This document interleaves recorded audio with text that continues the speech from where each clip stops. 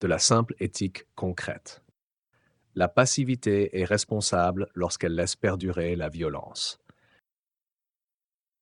Le pacifisme est une forme d'aliénation lorsqu'il est l'excuse de l'impuissance, car il est la démission de l'action et de la réflexion, et se confond avec le conformisme et la soumission fataliste. Ce fatalisme, qui devient systématique, est confondu avec la fatalité d'un système, et l'aliénation consiste à penser pour se rassurer que ce système nous est étranger.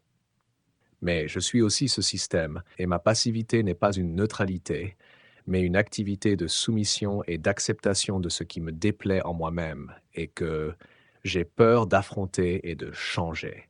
La peur est un moteur de l'aliénation et du rejet profond.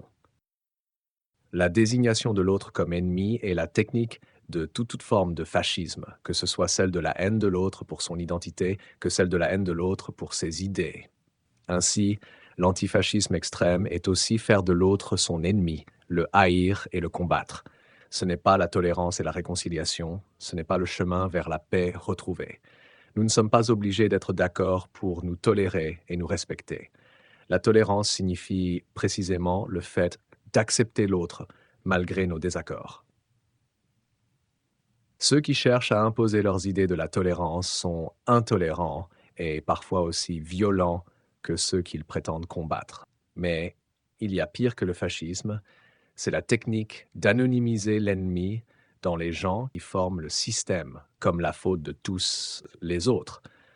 C'est une rupture du philosophique complète, dans la satisfaction de l'incompréhension qui est admise et le mauvais côté du non-sens de l'objectivisme scientiste et de son fatalisme creux. Pourquoi les gens font ça masque une peur profonde, la peur de nous-mêmes et de nos propres responsabilités. Ayant jugé les gens les autres comme responsables, c'est notre propre culpabilité que nous actons ensemble, qui forme le système comme la faute de tous les autres.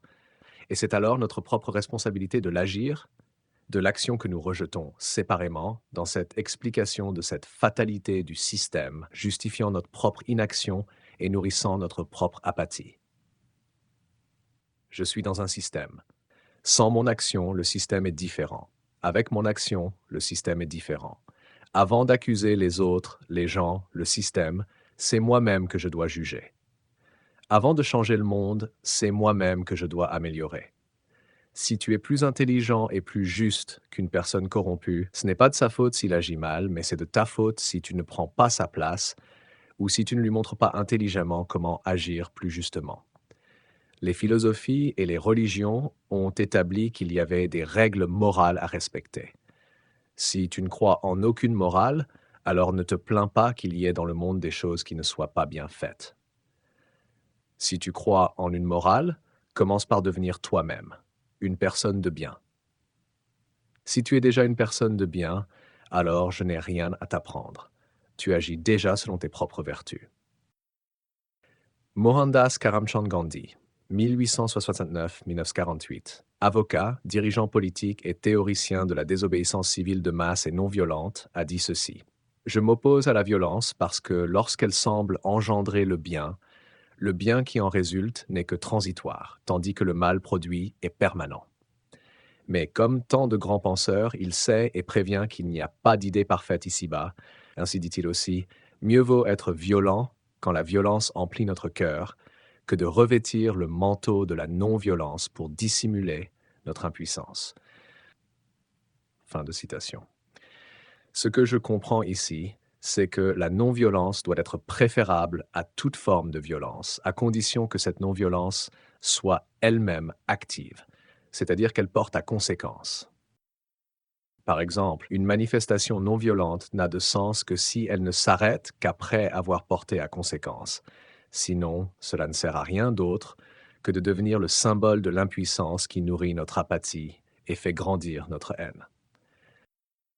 L'inaction, la passivité, l'apathie moderne sont aussi la réflexion et la discussion répétée ou développée qui ne sont suivies d'aucune action développée et répétée.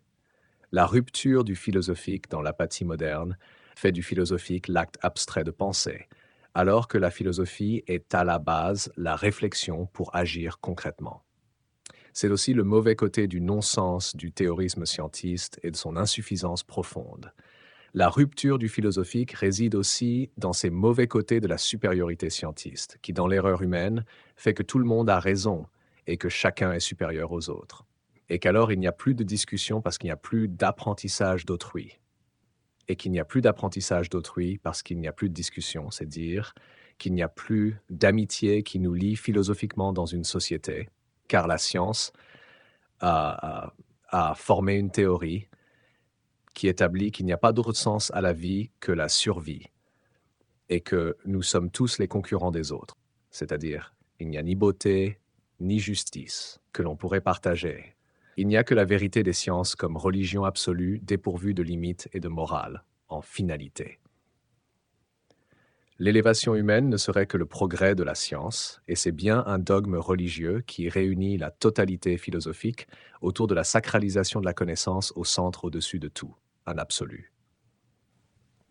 Mais, comme d'autres religions, la science en grandissant est amenée à dévier sous le poids de sa croissance, avec pour la science l'objectivité qui mène à un rationalisme comme art de la connerie, dont les exemples historiques et surtout contemporains sont nombreux. Et si tu as de la joie au cœur, frappe des mains.